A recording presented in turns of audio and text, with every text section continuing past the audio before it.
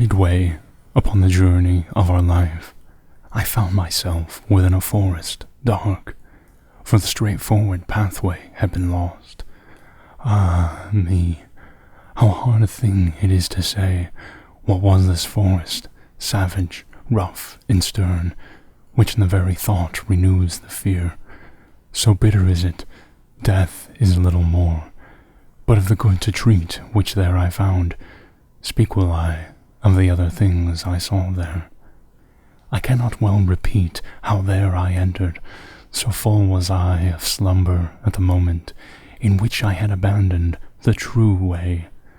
But after I had reached a mountain's foot, at that point where the valley terminated, which had with consternation pierced my heart, upward I looked, and I beheld its shoulders vested already with that planet's rays, which leadeth others right by every road. Then was the fear a little quieted, that on my heart's lake had endured throughout the night, which I had passed so piteously, and even as he who with distressful breath forth issued from the sea upon the shore turns to the water perilous and gazes, so did my soul that still was fleeing onward turn itself back to re-behold the pass which never yet a living person left. After my weary body I had rested, the way resumed I on the desert slope, so that the firm foot ever was a lower. And lo, almost where the ascent began, a panther light and swift exceedingly, which with a spotted skin was covered o'er. And never moved she from before my face, nay, rather did impede so much my way, that many times I to return had turned. The time was the beginning of the morning, and up the sun was mounting with those stars that with him were, what time the love divine at first in motion set those beauteous things. So were to me occasion of good hope, the variegated skin of that wild beast, the hour of time and delicious season, but not so much that did not give me fear. A lion's aspect which appeared to me. He seemed as if against me he were coming, with head uplifted and with ravenous hunger, so that it seemed the air was afraid of him, and a she-wolf that with all hungerings seemed to be laden in her meagerness, and many folk has cause to live forlorn. She brought upon me so much heaviness with the affright that from her aspect came, that I the hope relinquished of the height. And as he is who willingly acquires, and the time comes that causes him to lose, who weeps in all his thoughts and is despondent, in such made me that beast withouten peace, which, coming on against me by degrees, thrust me back thither where the sun is silent. While I was rushing downward to the lowland, before mine eyes did one present himself, who seemed from long-continued silence hoarse. When I beheld him in the desert vast, have pity on me, unto him I cried, whiche'er thou art, or shade, or real man. He answered me, Not man. Man once I was, and both my parents were of Lombardy, and Mantuans by country, both of them.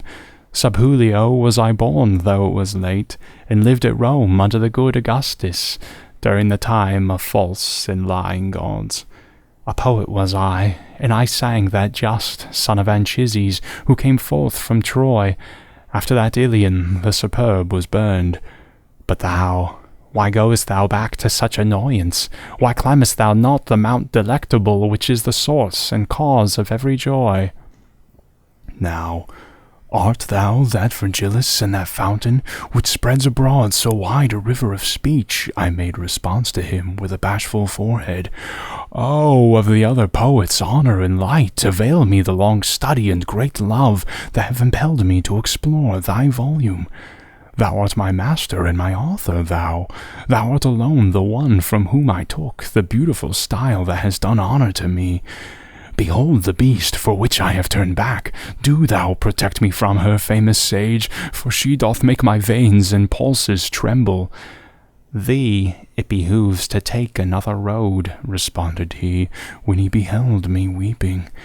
if from this savage place thou wouldst escape, because this beast at which thou criest out suffers not any one to pass her way, but so doth harass him that she destroys him, and has a nature so malign and ruthless that never doth she glut her greedy will, and after food is hungrier than before. Many the animals with whom she weds, and many more they shall be still, until the grey hound comes, who shall make her perish in her pain. He shall not feed on either earth or pelf, but upon wisdom and on love and virtue. Twixt Feltro and Feltro shall his nation be, of that low Italy shall he be the saviour, on whose account the maid Camilla died, Euryalus, Turnus, Nisus of their wounds. Through every city shall he hunt her down, until he shall have driven her back to hell, there from whence envy first did let her loose. Therefore I think and judge it for thy best. Thou follow me, and I will be thy guide, and lead thee hence through the eternal place, where thou shalt hear the desperate lamentations, shalt see the ancient spirits disconsolate, who cry out each one for the second death.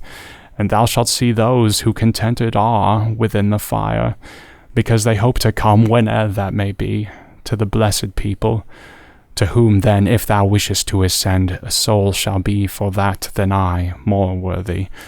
With her at my departure I will leave thee, because that emperor who reigns above, and that I was rebellious to his law, wills that through me none comes into his city.